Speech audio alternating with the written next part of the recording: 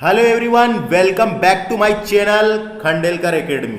अब हम लूसेंट की बुक को डिस्कस करने वाले हैं। लूसेंट की पॉलिटी हम डिस्कस कर रहे हैं। आपने अगर हमारे प्रीवियस वीडियो को देखा होगा तो आप समझ गए होंगे कि अभी तक के हमने यहाँ तक के डिस्कस किया है, लेकिन वीडियो लंबा होने के कारण हम नेक्स्ट वीडियो बना रहे हैं। तो बात करते हैं हम लोकसभा के पदाधिकारी की। यह लेक्चर मेरे द्वारा डिस्कस किया जा रहा है। My name is Vikram Khandelkar. हमारे इस चैनल को सब्सक्राइब करें। निश्चित ही लूसेंट में जो भी पॉलिटी लिख रखा है वो सारी हम डिस्कस करने वाले हैं, एक्सप्लेन करने वाले हैं, जिससे आपको पढ़ने में आसानी जाए। तो आइए शुरू करेंगे हम ज्यादा देरी ना करते हुए।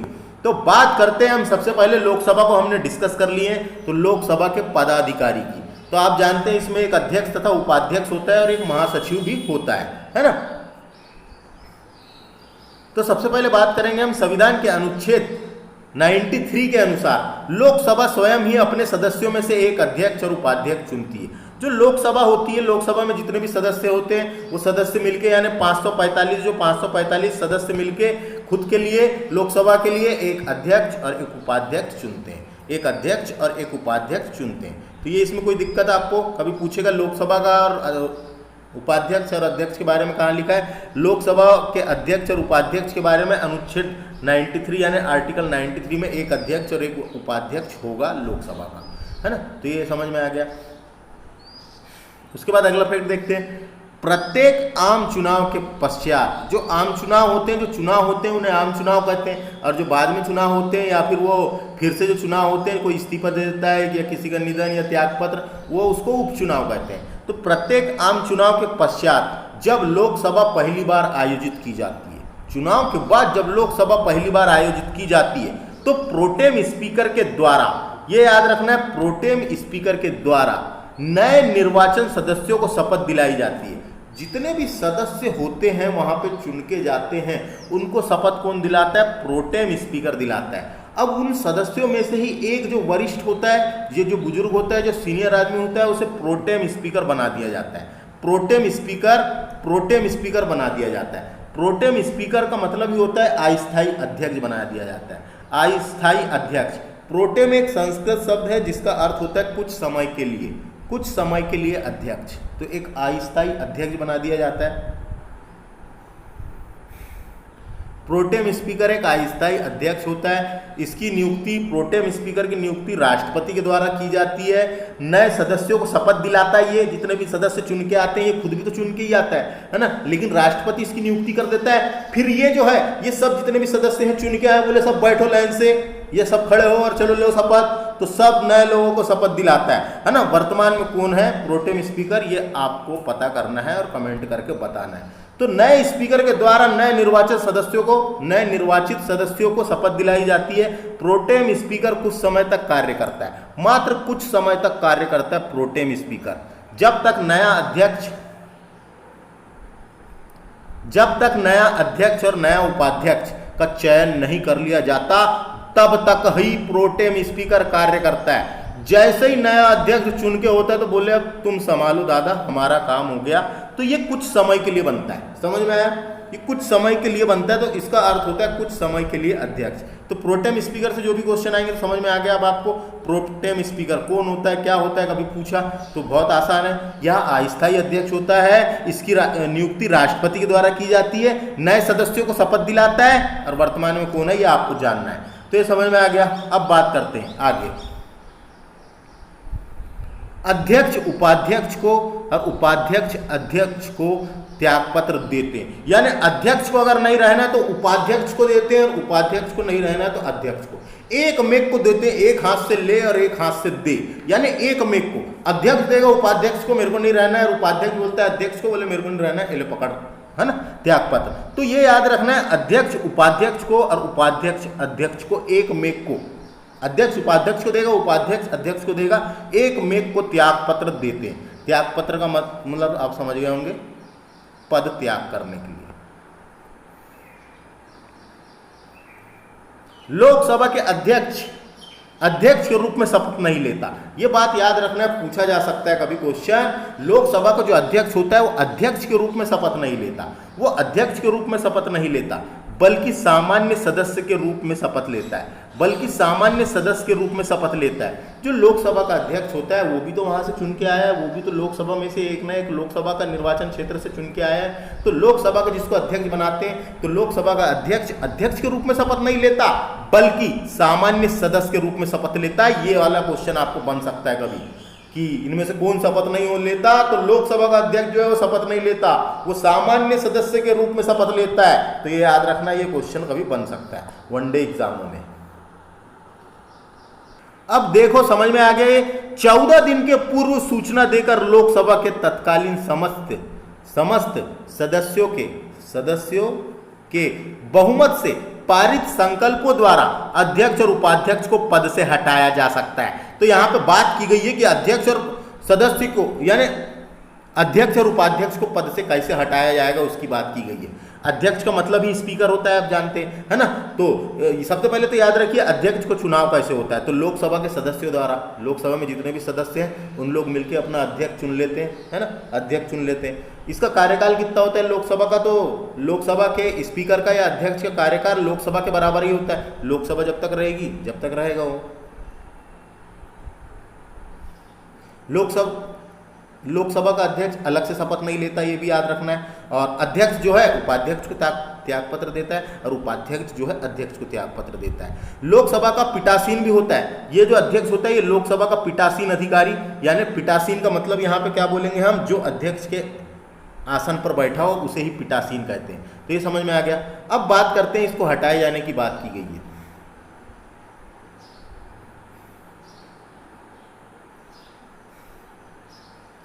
लोकसभा के अध्यक्ष और उपाध्यक्ष को हटाए जाने की बात की गई है। तो न्यूनतम 50 मेंबर लोकसभा के, न्यूनतम 50 मेंबर इसको 14 दिन पहले सूचना देकर हटा सकते हैं। न्यूनतम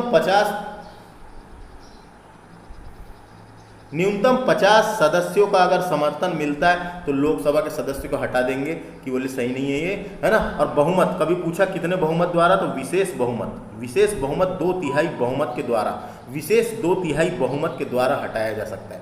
50 मेंबर समर्थन देंगे और विशेष बहुमत, याद रखना है, विशेष बहुमत 2/3 है, यानी विशेष बहुमत बोला जाता है 2/3 को, विशेष बहुमत 2/3 के द्वारा अध्यक्ष को हटाया जा सकता है ना। और यह प्रस्ताव तब तक विचाराधीन होता है जब तक पीठासीन नहीं रहता, है ना। यानी प्रस्ताव तब तक विचाराधीन होता है जब तक पीठासीन नहीं रहता। तो पीठासीन का मतलब ही तो अध्यक्ष होता है, जो वरिष्ठ, है ना। तो ये समझ में आ गया। हटाया कैसे जाएगा मैंने आपको बता दिया। हटाने की बात समझ में आ गई आप लोगों को। लोकसभा के भंग होने की स्थिति में अध्यक्ष अपना पद अगली लोकसभा की पहली बैठक होने तक रिक्त नहीं रखता है। लोकसभा के भंग होने की स्थिति में अध्यक्ष अपना पद अगली लोकसभा की पहली बैठक होने तक रिक्त नहीं रखता है। तो रिक्त नहीं रखता है की बात की गई है, रिक्त नहीं रखता है, समझ में आ गया।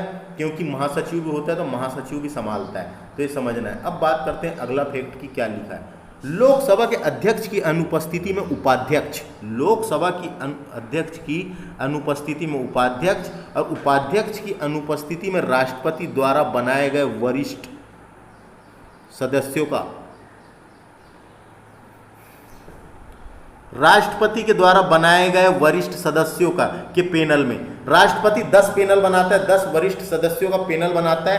10 वरिष्ठ सदस्यों के पैनल में से कोई व्यक्ति जो पीठासीन हो, वह पैनल के आमतौर पर 6 सदस्य होते हैं। तो वह पैनल में आमतौर पर 6 सदस्य होते हैं, 10 व्यक्तियों का बनता है और 6 सदस्य होते हैं।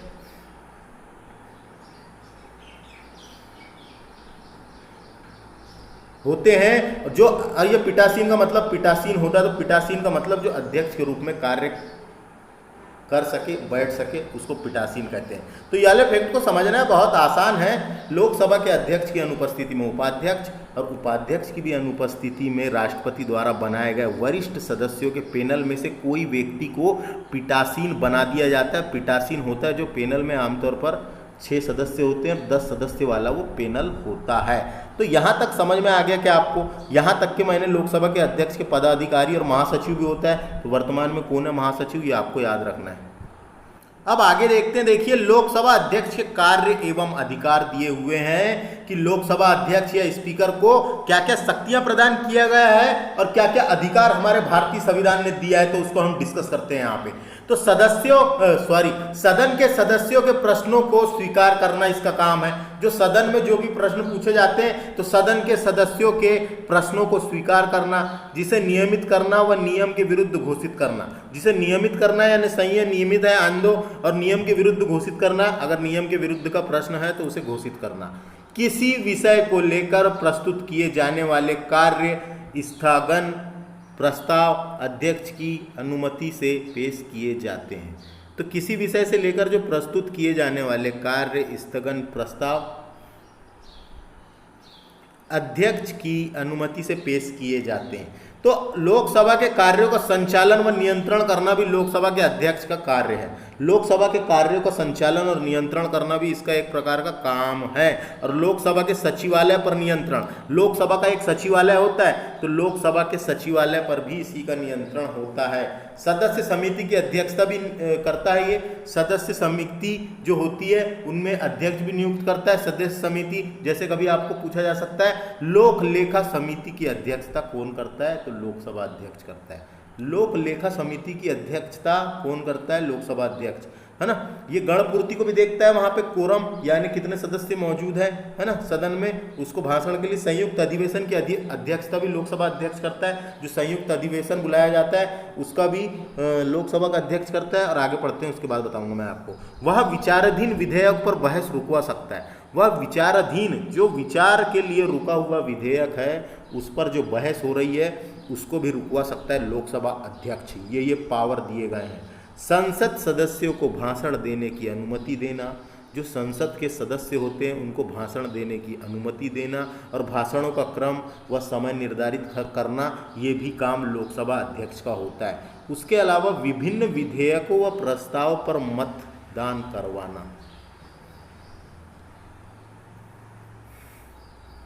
विभिन्न विधेयकों व प्रस्ताव पर मतदान करवाना व परिणाम घोषित करना तथा मतों की सामान्यता की स्थिति में निर्णय मत देने का अधिकार। देखो मतों की सामान्य स्थिति, मान लो मतों की सामान्य स्थिति हो गई, इधर साइड भी बराबर है इधर साइड भी बराबर, तो लोकसभा अध्यक्ष के ऊपर डिपेंड करता है कि वो जिधर निर्णय देना चाहे उधर दे सकता है। अब जिधर निर्णय देना चाहेगा उसका बहुमत ज़्यादा हो जाएगा, उसके ऊपर डिपेंड करता है कि वो किसको देना है, काहे कि जिसके जिधर साइड निर्णय देगा वो उसका बहुमत ज़्यादा।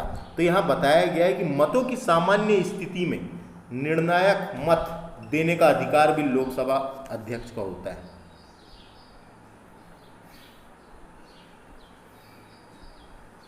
खुद का मत अगर दिया उसने तो सही हो जाएगा, तो यानी वो जिधर देना चाहे जिधर देगा उधर बहुमत ज़्यादा। तो सामान्य की बात हो रही है यहाँ पे। संसद व राष्ट्रपति के मध्य होने वाले पत्र व्यवहार करना, संसद और राष्ट्रपति के मध्य होने वाले जो पत्र व्यवहार करने का अधिकार भी, इसको पत्र व्यवहार करने का अधिकार, बीच में रह के ये चर्चा यानी पत्र यहाँ से वहाँ पहुँचाने का अधिकार भी होता है। तथा कोई विधेयक धन विधेयक है या नहीं, इसका निर्णय लोकसभा अध्यक्ष करता है। लोकसभा अध्यक्ष ही बताएगा कोई विधेयक धन विधेयक है या नहीं, इसका अंतिम फैसला लोकसभा अध्यक्ष ही करता है। ये डायरेक्ट क्वेश्चन पूछा जाता है, याद रखना है। अध्यक्ष द्वारा धन विधेयक के रूप में, अध्यक्ष द्वारा धन विधेयक के रूप में प्रमाणित विधेयक की प्रकृति के प्रश्न पर न्यायालय में या सदन में या राष्ट्रपति द्वारा विचार नहीं किया जा सकता। यहां बताया गया है ये कि अध्यक्ष द्वारा जो धन विधेयक का निर्णय ले लिया गया है, तो ये वाला फैक्ट आपको समझ में आ गया होगा। अब आगे चलते हैं, आगे देखते हैं और कुछ इंपॉर्टेंट फैक्ट बचे हुए।